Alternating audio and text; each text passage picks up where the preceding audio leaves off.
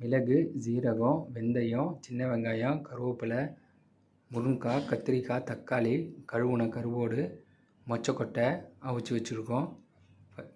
பூண்டு, புளி, பேனில் எண்ணெய் ஊற்றி கடுகு, வெந்தயம், ஜீரகம், மிளகு, தாளிப்பு போட்டு கருவேப்பிலை, சின்ன வெங்காயம் போட்டு நல்லா வதக்கிக்கோங்க. பூண்டையும் ஆட் பண்ணிக்கோங்க.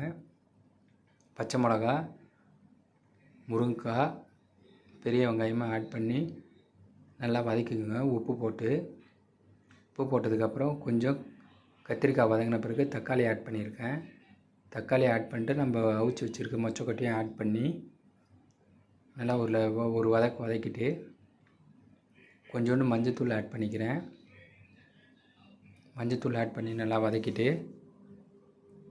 காயெல்லாம் நல்லா வெந்த பிறகு 2 ஸ்பூன் மிளகாத்தூள் போட்டு நல்லா வதக்கிட்டு நம்ம ஊற வச்சு இந்த புளி ஊற்றி நல்லா ஒரு கொதி வந்த பிறகு காய் எல்லாம் வெந்த பிறகு நம்ம கழுவி வச்சுருக்க கருவாடை ஆட் பண்ணி ஒரு 2லேருந்து 3 நிமிஷம் கொதிக்க விட்டால் சூப்பரான கருவாட்டு குழம்பு ரெடி.